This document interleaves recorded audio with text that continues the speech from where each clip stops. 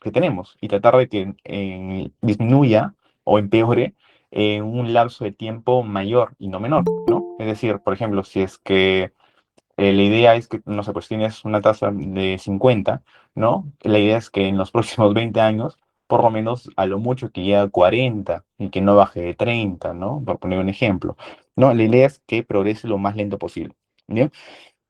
Ok, entonces los criterios diagnósticos, para más o menos enfocarnos, para en este caso una injuria renal aguda, que tiene que ser cualquiera de estos tres, ¿no? Y en todos van a ver que el valor que se suele medir siempre va a ser la creatinina, que es digamos, la molécula que principalmente puede ayudarnos a medir de manera indirecta la tasa de filtración glomerular. Entonces, el valor de 0,3 miligramos por decilitro en 48 horas o directamente que tengamos un basal y luego hagamos una comparativa, ¿no? Con un aumento de 1,5 veces el valor basal. Bien, ambos criterios son válidos. O como alternativa también se puede medir el gasto urinario, que actualmente se dice que en realidad tiene la misma sensibilidad y especificidad que medir la creatinina. Antiguamente no se consideraba que la creatinina era el valor por excelencia. Pero el gasto urinario menor de 0,5 mililitros por kilo por hora en 6 horas también puede ser un valor diagnóstico, ¿ya? Ahora, em, dentro de esto, recuerden que los criterios para una enfermedad renal aguda van a ser básicamente los mismos, pero la diferencia es que va a variar en el tiempo. De ahí por ahí tal vez en algún valor, pero eso es como que a modo general, ¿bien? Y luego podemos estratificarlo por estadios, ¿ok? Y los estadios más que todo nos van a hablar de la gravedad. Entonces, ya habíamos hablado de 0,3, 1,5, etcétera. Bien, entonces ese es el estadio 1. Si yo quiero decir que tengo un estadio 2, un estadio 3, significa que estoy a un paso más de pasar a lo que es una enfermedad o a lo que es una enfermedad renal crónica. Entonces, miren cómo la creatinina acá aumenta. Ya no hablamos de 1,5, 1,9, sino que de 2 a 2,9. Y acá el gasto urinario está de la misma manera, ¿no? Ya no es a 6 horas, sino que incluso es a más de 12 horas, ¿ya? Y finalmente en el estadio 3 puede ser que esté más de 3, ¿no? Ya superamos la barrera de los 3, que la creatinina sea mayor de 4, ¿bien? O que directamente en el gasto urinario ya no sea en 12 horas, sino sea en 24 horas e inclusive sea menos de 0,3 mililitros por kilo por hora, ¿ya? Que recuerden que menos de 0,3, esto ya lo consideramos como anuria, ¿no? Bien, ahora pasando ya a la fisiopatología, nosotros todo lo que viene a ser un daño renal vamos a clasificar de acuerdo al origen del daño, ¿ya? Y son tres puntos. Prerrenal, es decir, antes, la patología se encuentra antes del riñón, intrínseca cuando involucra alguna parte del parénquima o del tejido conjuntivo del renal, y posrenal, usualmente asociado a obstrucciones, o asociado a, por ejemplo, los uréteres principalmente, y a cómo estos pueden dañar al glomérulo de manera indirecta, o bueno, al glomérulo o al parénquima renal de manera indirecta, ¿ya? Entonces, empezando con la región prerrenal, recuerden que lo prerrenal siempre va a estar asociado a la hipoperfusión, es decir, cualquier patología que me disminuya mi gasto, o mi flujo sanguíneo, ¿ya? Y que haga, en otras palabras, un proceso isquémico a nivel de mis células renales. Entonces, yo puedo estar pensando en un cuadro de hipovolemia. ¿Qué me puede causar una hipovolemia? Por ejemplo, una insuficiencia cardíaca, ¿no? Más? Una cirrosis, una falla hepática ocasionada disminución de proteínas, depleción de proteínas y poner también una pérdida de la distribución sanguínea. ¿Cómo yo lo identifico a nivel laboratorial? Simple, son tres valores que vamos a medir. Principalmente la fracción de eyección de sodio, la relación Bohm-creatinina y la osmolaridad urinaria. Si se dan cuenta, todas se correlacionan con una medición iónica, principalmente el sodio, porque recuerden que con el sodio yo mido también la volemia que tengo en mi cuerpo, ya que el sodio simboliza básicamente movimiento de agua.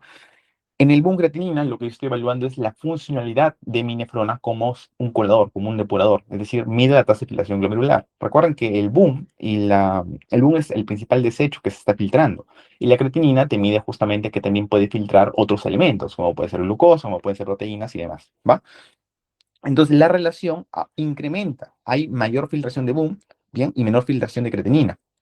Entonces, esa relación es mayor a 20 sobre 1, ¿bien? Y en el caso de la osmolaridad urinaria, lo que hablamos es de que quedan muchos más solutos a nivel de orina, porque no se han podido reabsorber o distribuir de manera adecuada, ¿bien? Y estos solutos pueden ser, entre comillas, tanto, o sea, que debían ser absorbidos como que no debían ser absorbidos, ¿bien? O sea, que hay una mezcla de ambas partes, en dos palabras, de lo bueno y de lo malo, pero sigue siendo un aumento de la osmolaridad, ¿bien?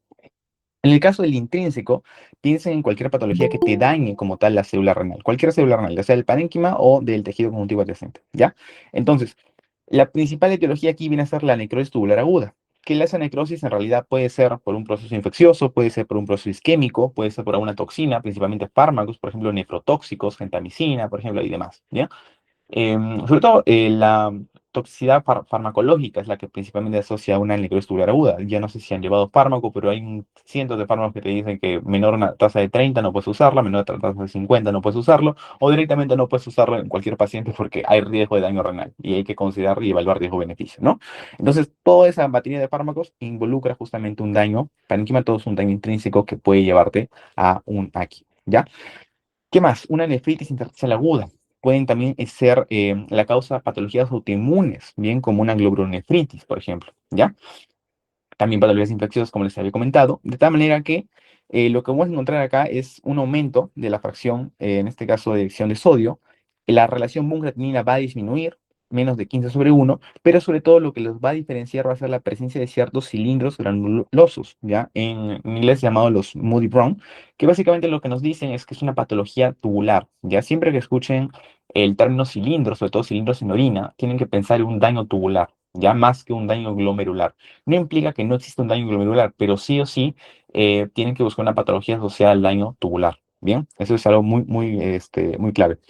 Ahora, cuando hablamos de una posrenal, como les había comentado, es un proceso obstructivo. Entonces, algo está pasando en los uréteres. Algo está impidiendo el pase de la orina de la región superior a la inferior, a la región vesical. Entonces, por ejemplo, una hiperplasia benigna de próstata, que tal vez es una patología obstructiva mucho más inferior, ¿no? Pero sigue obstruyendo a la porción distal de los uréteres, ¿correcto? Una litiasis bilateral, que puede estar asociada a cualquier nivel, ¿no? La porción proximal, media o inferior de mis uréteres. Inclusive, ¿por qué no? Puede estar a nivel de los cálices obstruyéndose, ¿no? A nivel del, digamos, del propio interno del riñón, pero sigue siendo parte del ureter, ¿ok? Una neoplasia pélvica que también puede estar comprimiendo algún uréter y a su vez recuerden que la éstasis puede hacer que haya una patología combinada, ¿no? Por ejemplo, esa éstasis te puede ocasionar incluso litiasis, ¿correcto? Ahora, ¿cómo se traduce esto? Que todas estas, sí o sí, lo que hacen es obstruir el conducto, aumentar la presión intratubular y por ende, si yo aumento esa presión, la diferencia de presiones, o mejor dicho, la falta de diferencia de esas presiones hace que el gradiente disminuya. Entonces, la tasa de filtración glomerular también va a disminuir, porque si yo tengo menos gradiente, filtro menos, ¿correcto? Entonces, eso genera, evidentemente, una insuficiencia renal. ¿Ya? Ahora, ¿cómo podemos identificarlo? La postrenal no suele ser más que todo o tener indicios laboratoriales, sobre todo es por imagen, ¿ya?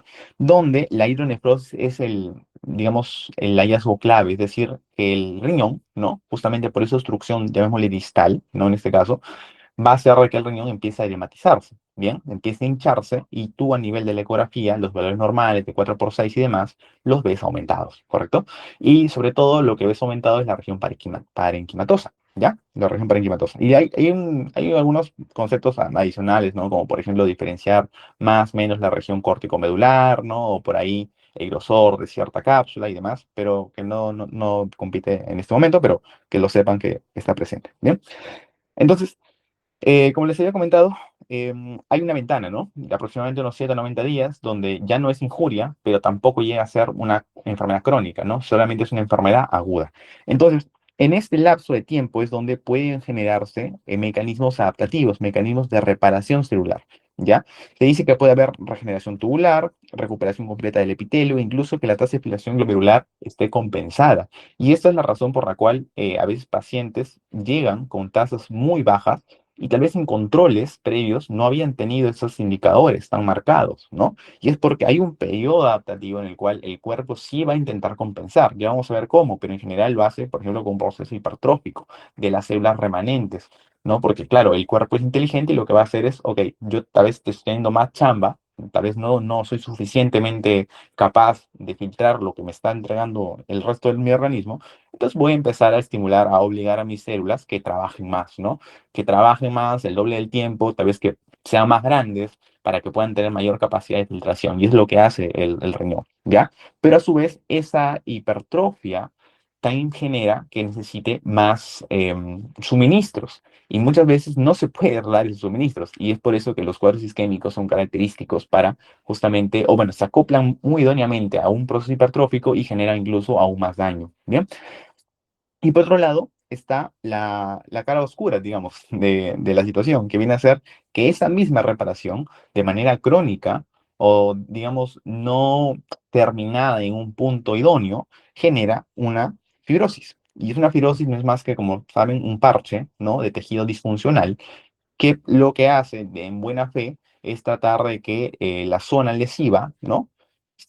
Pase desapercibida, ¿no? Sea calmada o que directamente, luego de la guerra, ¿no? Que pudo haber habido en esa zona, por ejemplo, un proceso infeccioso, un proceso granulomatoso, ¿no? Quede pavimentado, parchada, ¿no? Que no haya indicios de que ha habido un cierto daño, pero esa zona ya queda disfuncional. Y si lo piensan de poquito en poquito, puede quedar todo mi riñón de manera disfuncional. O sea, todo mi riñón se puede fibrosar y por ende no funcionar, ¿ya? Entonces, esa fibrosis suele ser usualmente el punto de quiebre para yo decir que estoy pasando de mi ventana crítica, que era una enfermedad renal aguda, a una enfermedad renal crónica, ¿ya?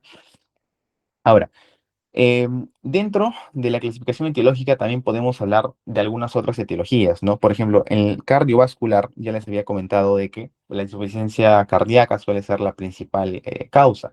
Sobre todo hay un eje, que es el eje cardiorrenal, que es la insuficiencia cardiorrenal, que también es una complicación, ya un poco rara, ¿no? Pero existe y nos demuestra que hay una cierta correlación, ¿no? Fisiopatológica, digámoslo así, entre uno y otro, ¿ya? Bien, luego la etiología óseo-mineral, que básicamente tiene que ver con el metabolismo de la vitamina D. En este caso, por ejemplo, si la vitamina D disminuye, yo estoy teniendo evidentemente una menor presencia de calcio en el nivel de la sangre, entonces yo genero un cuadro de hipocalcemia. Y esa hipocalcemia, como respuesta adaptativa, que va a generar un estímulo a nivel de mi región paratiroidea. ¿Por qué? Porque la paratiroides lo que hace es generar la paratormona que es hipercalcemiante. Entonces tienen que regularse, ¿no? Si yo tengo menos calcio, activo una respuesta que me aumente el calcio en sangre. Entonces, al aumentar el calcio en sangre, yo estoy saturando mi máquina que metabolizaba ese exceso de calcio, que quién es al fin y al cabo mi riñón, ¿correcto?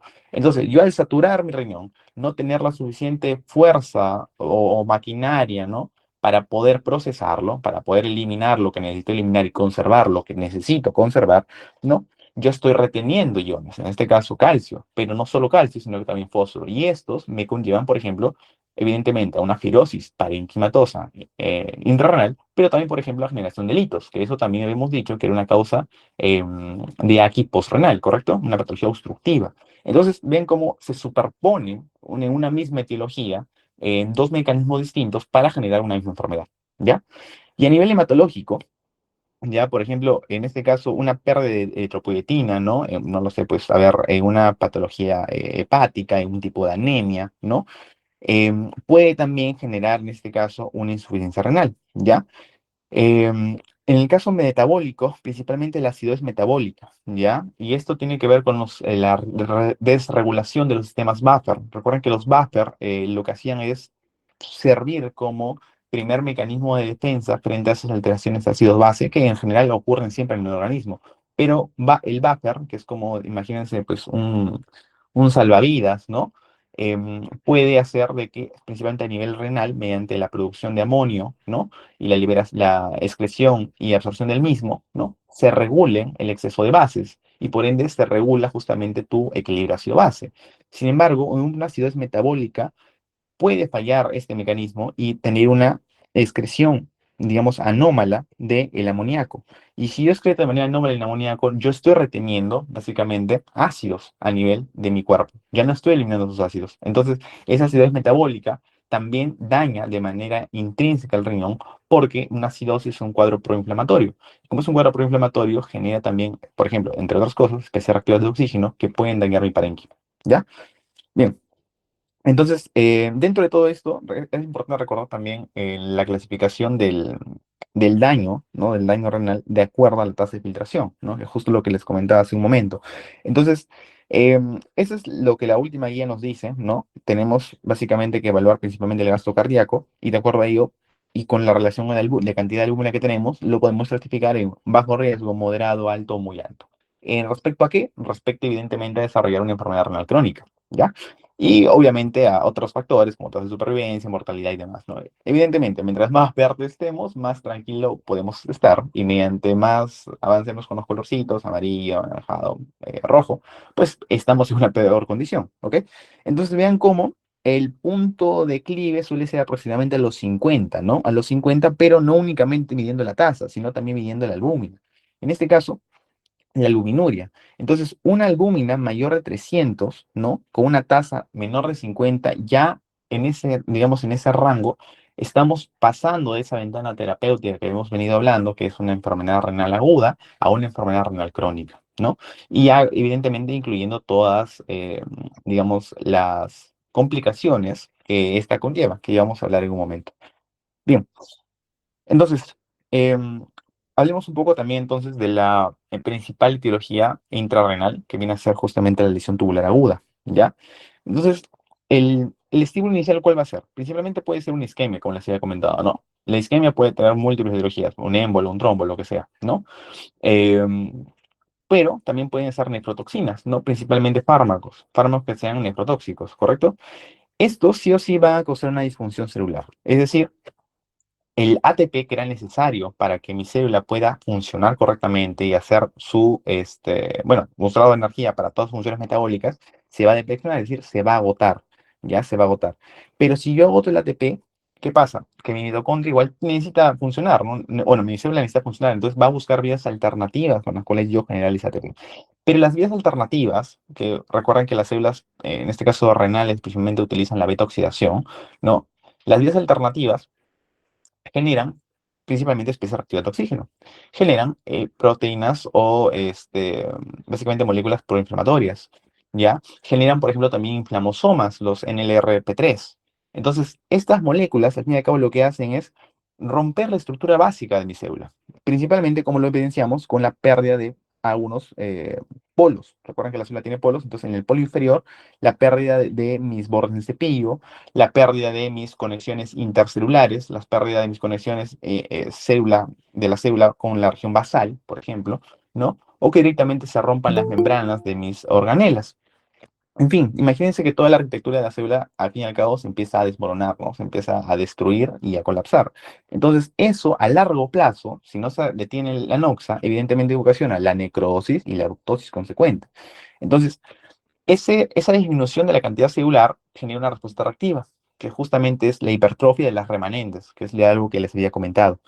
Pero no pasa nada con esas células muertas, no es que se quedan y ya, bueno, murieron y tal vez viene un macrófago y lo limpia, ¿no? Que es tal vez lo tradicional, sino que esa descamación también se puede traducir en un proceso obstructivo, ¿ya? Porque quieran o no, esta descamación no es así nada más una que otra célula, son cientos y cientos de células que al fin y al cabo pueden llegar a obstruir dicha luz. Pero muchas de estas forman cilindros y estos cilindros son los que llegan a la región urinaria y los que en un examen de orina se pueden evidenciar. Y es lo que les había comentado arriba, que cuando veamos cilindros granulosos como resultado del reporte en el examen de orina, pues estamos pensando que sí o sí ha habido un daño renal. Ahora, ¿por qué les decía que no puede ser, digamos, tanto una patología glomerular? Porque ese desprendimiento no se da a ese nivel, ¿no? No se da a ese nivel, se da principalmente a nivel de los túbulos renales, ¿ya? Entonces, ¿cómo yo lo voy a evidenciar a nivel clínico? Clásico, la disminución de la tasa de filtración glomerular. Bien, nada más. Ok.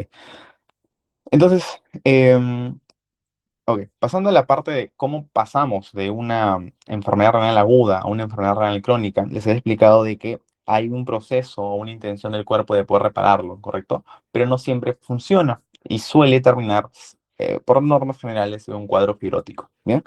Sin embargo, no se queda ahí, ¿bien? Porque si bien es cierto, hay intención de revitalizar la zona, hay intención de que sea funcional nuevamente, también hay un proceso dentro del ciclo celular que se va alterado, y es justamente el arresto de las células, en este caso renales, en la fase G2, ¿ya? Entre la fase G2 a la fase M. ¿Por qué? Porque en estas fases, recuerden que la fase G1 era esa fase donde era una producción masiva de componentes que te iban a ayudar, bueno, que iban a ayudar a la célula a poder dividirse adecuadamente. Y luego ya en la G2 era el proceso en el cual pues, modulabas esa producción, ¿no? Si te faltaba algo, pa, lo producías, o si por ahí algo producido había estado erróneo, pa, lo corregías, ¿bien? Entonces esas eran las como características a grosso modo de esas dos fases. Entonces, la detención en esta fase, principalmente lo que va a hacer es que se secreten ciertas citoquinas, correctamente no cualquier citoquina, sino profibróticas, que incluso estimula aún más el daño que ya se está viniendo haciendo con la intención de repararse. ¿Cuáles son? El factor de crecimiento tumoral beta y la interleucina número 6, ¿ya? Pero acá, dentro de estos túbulos, ten en cuenta que, recuerden que es así un tubulito, acá vamos a encontrar vasitos, ¿correcto? Grandes vasos. Bueno, no son grandes vasos, pero refiero numerosos vasos, perdón. Entonces, esos vasitos contienen los pericitos. Ya, los pericitos no son más que una, digamos, parte de la familia de los miofibroblastos. De hecho, esos pericitos cuando se liberan, ¿no? Liberan de, en este caso, los capilares, ¿ya? Evolucionan y se transforman en miofibroblastos y también empiezan a producir colágeno tipo 1, 3, 4 y generan todo el proceso fibrótico, ¿no? Pero la idea acá es que esos pericitos usualmente lo que hacían era permitir que bueno, redundancia, la permeabilidad de esos vasos sea suficiente para poder nutrir o hacer que funcione toda mi región glomerular como tubular, ¿correcto?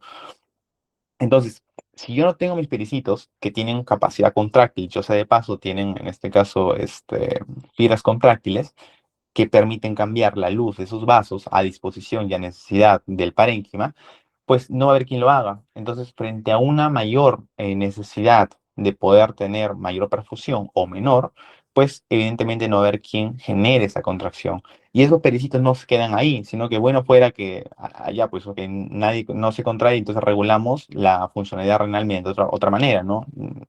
Pueden haber más formas, sino que este pericito luego evoluciona a un miofibroblasto y empieza a generar nuevamente sustancias profibróticas, pero concretamente, digamos, los ladrillos de la fibrosis, colágeno tipo 1, 3, 4 y demás, ¿va?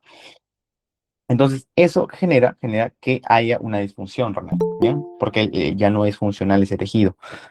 Ahora, todo lo que les acabo de explicar, pues es justamente lo que está en estos 5 pasitos, pero como pueden ver, es un proceso más complejo del que se ve a primera vista, ¿no? Y tiene que ver tanto mecanismos intracelulares como por ahí algunos extracelulares. Y todos estos 5 pasitos los comparten la mayoría de núcleos en realidad, ¿bien? Por ahí con alguna pequeña variación, como les he dicho, puede ser desde una infección viral, una patología autoinmune, un proceso isquémico por un cuadro cardíaco, un proceso de anemia inclusive, un proceso cirrótico, puede ser inclusive un proceso farmacológico por nefrotoxicidad, ¿no? Y demás. Pero todos en general siguen este paso porque se resume estos 5 pasos en un proceso de intención de reparación y falla en el mismo, ¿bien? Es justamente ello. Ahora, ¿cómo se produce el ciclo de hiperfiltración? Este proceso que les comentaba adaptativo. Bien, entonces, primero ocurre la pérdida de las nefronas, o la pérdida de la celular y consecuentemente a un nivel macro, o sea, subiendo de nivel, si se pierden las células, se pierde el órgano, ¿correcto? Entonces, las nefronas se pierden por la injuria. Luego hay un proceso de hiperfiltración. Esa hiperfiltración es una respuesta reactiva, ¿no? Es tratando de compensar compensar básicamente a las células que ya no están. ¿Quién los compensa? Las células adyacentes. Entonces hay un proceso de hiperfiltración. Sin embargo, la hiperfiltración no va a durar mucho. Y justamente en este punto es donde interviene el SARA, porque el SARA se activa al ver de que no existe una buena capacidad, por ejemplo, para regular la presión, que también era una cualidad que te permitía dar justamente tener las cantidades de células precisas, ¿correcto? Entonces, genera un proceso de hipertensión y un proceso de hipertrofia capilar glomerular, ¿ya? Entonces, este glomérulo, ¿no? Los vasitos de mi glomérulo empiezan a, digamos, aumentar el grosor de capas, empiezan por lo tanto a contraerse más y empiezan a generar justamente un aumento de la presión intravascular, lo que se traduce en hipertensión. Y eso genera estrés hemodinámico. Por lo tanto, los podocitos que estaban circulando alrededor de esos vasos empiezan a desprenderse. Los pedícelos que eran prolongaciones citoplasmáticas de esos podocitos, también. Y esos pedícelos eran importantes porque permitían, por ejemplo, la regulación de la entrada y salida de albúmina. Albúmina, dicho sea de paso, que recuerden que era un marcador importante para poder clasificar una enfermedad renal. Entonces, eso explica el por qué el control de la albúmina o de la albuminuria, para ser más exactos, suele ser, o bueno, es un marcador muy importante y relevante en la progresión de la enfermedad, ¿ya? Porque está implicado en la fisiopatología. Entonces, se pierde albúmina, ¿va? Se pierde albúmina. Y también, por ende, hay proteinuria, donde la albúmina es el protagonista de ese daño, ¿ya? empieza a producirse fibrosis y hay una glomerulosclerosis, que es básicamente fibrosis a nivel de glomérulo. Pero no solo ahí, sino que también a nivel de los túbulos intersticiales, ¿ya? Y por ende, se repite el ciclo. ¿Por qué? Porque esta fibrosis genera más pérdida de nefronas. Y así, consecutivamente se repite, se repite, se repite, hasta que pues no haya nada más que acabar y el paciente tenga que terminar un trasplante renal o directamente eliminando el riñón por completo y con la esperanza de que el otro le funcione, ¿correcto? Bien, entonces, em, para ir terminando, palabras o puntos clave que podemos diferenciar entre una enfermedad aguda y una enfermedad crónica. Primeramente, el tiempo. Hemos dicho que es de horas a días, ¿no? Con ese periodo de ventana que puede estar hasta los 90 días. En el caso del crónico hablamos de meses a años, ¿bien? ¿Tú cómo lo puedes identificar a nivel imaginológico? Siempre piensen de que un riñón crónico, o sea, una patología crónica, va a tener compensaciones y por lo tanto va a tener cambios morfológicos significativos. Y este es el caso justamente de la enfermedad renal crónica. Como principalmente había estado compensando, ¿no? Digamos, mediante esa hiperfiltración, los riñones en algún punto aumentaron, hicieron hidronefrosis, ¿recuerdas, no? Que, bueno, eso es más característico del obstructivo, pero igualmente aumentan de tamaño considerablemente. ¿Por qué? Porque están compensando. Pero cuando empieza a fibrosarse, se empieza a atrofiar. Entonces, de manera crónica, se vuelve cada vez más pequeño. Y no solo se detiene en su tamaño original, sino que disminuye aún sobre su tamaño original. Y es por eso que una enfermedad renal crónica lo que vemos son riñones pequeños, atróficos, menos de 9 centímetros aproximadamente, ¿ya? E inclusive con una baja respuesta al Doppler, ¿ya? Justamente porque ya no hay una suficiente relación. Sin embargo, y eso es tal vez indicar muy finamente, hay patologías en las cuales te ocasionan enfermedad renal crónica y no necesariamente tienen un riñón pequeño. Y la clásica pregunta es la diabetes mellitus como principal exponente. ¿Ya? La diabetes mellitus es una enfermedad crónica. El daño renal es crónico de por sí. Sin embargo, tú vas a ver a la ecografía y no tiene riñones pequeños, ¿no? Lo cual, claro, si te quedas con la teoría básica, puede que sí te confunda un poco, pero es como un caso excepcional. ¿Ya? Que también es excepcional la poliquistosis renal. Recuerden que solamente es una patología congénita. De ahí hay muchas variantes, ¿no? Y vertientes de poliquistosis que predominante un lóbulo, expandida, que algunos es dominante, algunos recesivo, etcétera, ¿no? Poliquistosis que es justamente de menor o mejor dicho, de mejor o peor pronóstico, etcétera. Pero todo tipo de poliquistosis al final es una excepción también, ¿ya? Y luego la amiloidosis, que recuerden que la amiloidosis es la presencia o depósitos de proteína beta-amiloide, ¿no? Como predominante, en lugares donde no debería estar. Y principalmente uno de ellos es a nivel renal, ¿no? A nivel renal. Ya.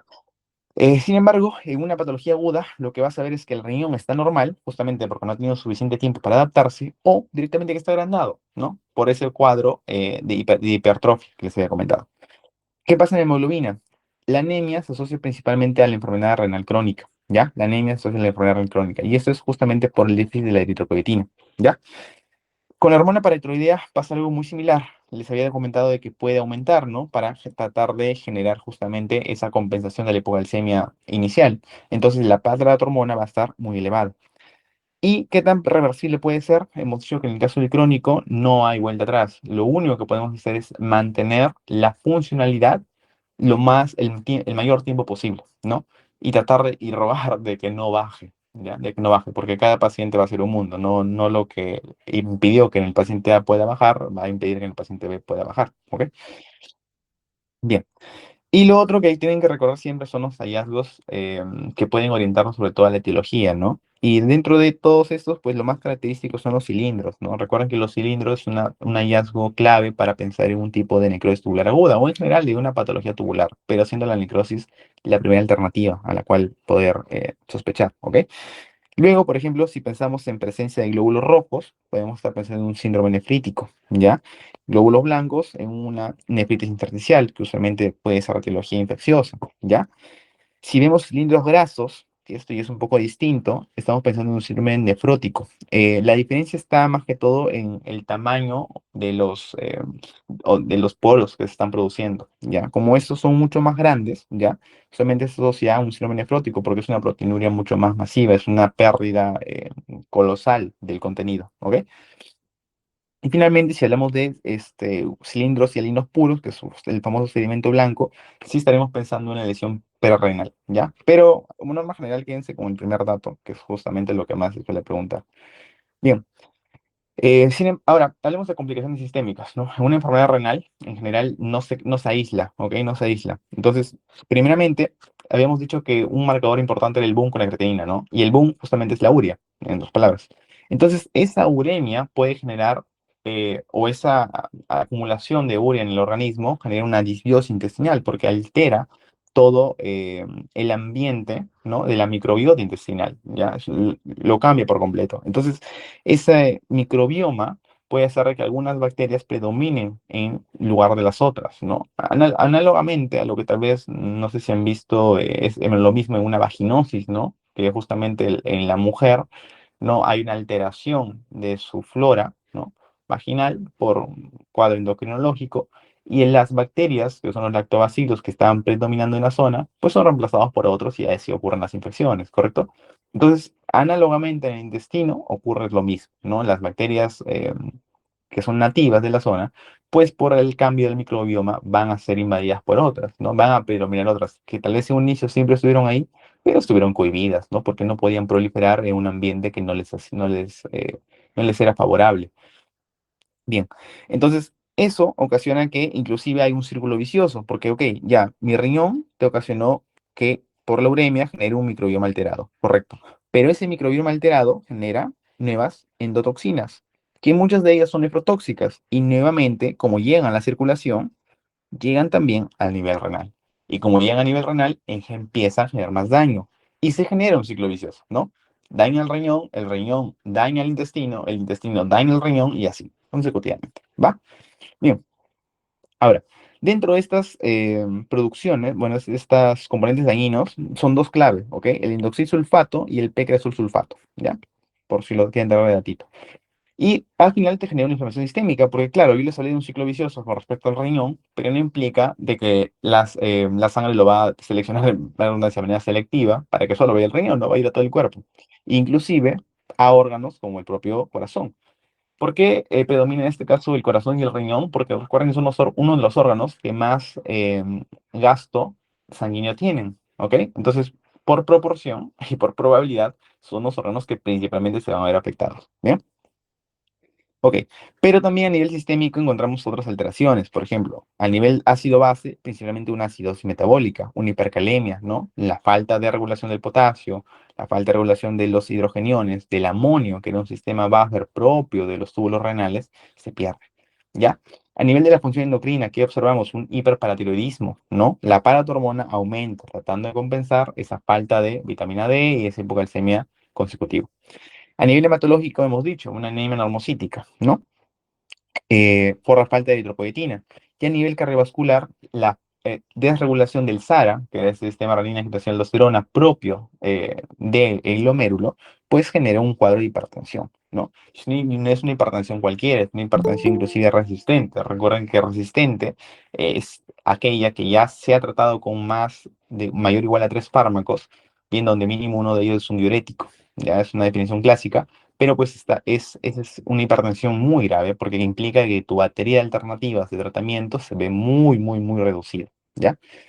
Y, ¿por qué no? Un edema agudo de pulmón, porque estoy básicamente un paciente encharcado, un paciente que no puede, que tiene una tasa de filtración baja, sin embargo, todo su metabolismo lo tiene aumentado. Entonces, es un paciente encharcado. Y la peor complicación de este paciente encharcado puede ser que tenga un edema agudo de pulmón y fallezca consecutivamente. ¿Ok? Y bien, chicos, eso sería la exposición del tema. Tuviesen alguna duda normal, me la pueden hacer. Y si no, muchas gracias por la invitación.